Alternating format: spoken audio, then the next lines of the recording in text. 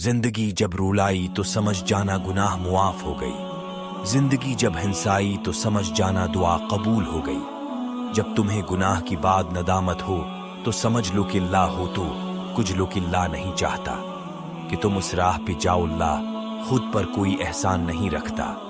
अगर आपने उसकी लई कोई चीज छोड़ी है तो वो आपको इससे बेहतर नवाज देगा। अल्लाह की आगे झको, अल्लाह किसी की आगे झकनी नहीं देगा।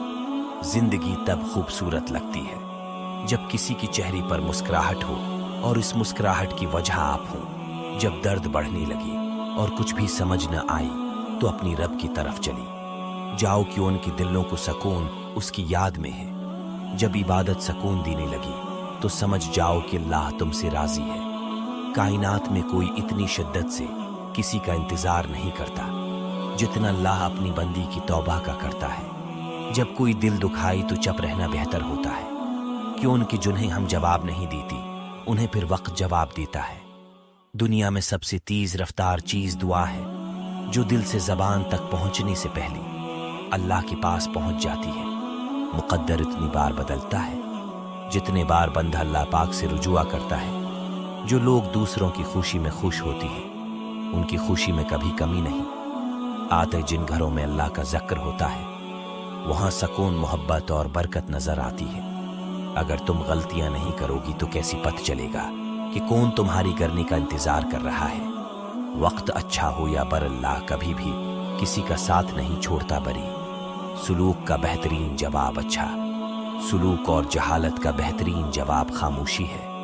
अल्लाह की राह में कोशिश करो और कभी पीछे न हटो कि उनके अल्लाह ने तुमसे कोशिश मांगी है। नतीजा नहीं करदार एक ईसा हीर अही जो हर पत्थर को काट सकता है। तुम उस दुनिया में रहते नहीं बल्कि तुम उस दुनिया से गुजर रही हो। बड़ा बनने से पहले छोटा बनो कि उनकी बड़ी बड़ी इमारतों की बुनियाद छोटी छोटी ईंटों से बनी होती है।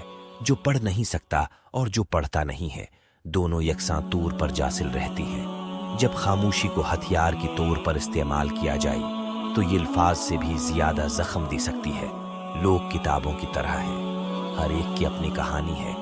अगर आपका अपना घर अपनी सुकून का बास न बने तो समझ लेना कि तुबी का वक्त आ गया है। लोगों को पर कहना छोड़ दो कि उनकी तम नहीं जानती कोई अपनी अंदर ऐसी जंग लड़ रहा है।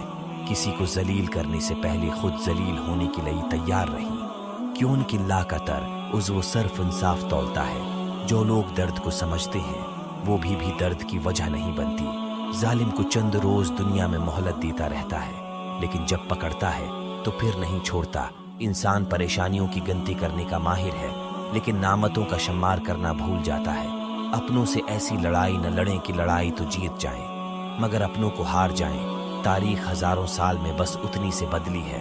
तब दूर था पत्थर का, अब लोग हैं पत्थर की। आज अगर जिंदगी मुश्किल है तो कल की आसानी का वादा भी अल्लाह ताली ने किया है।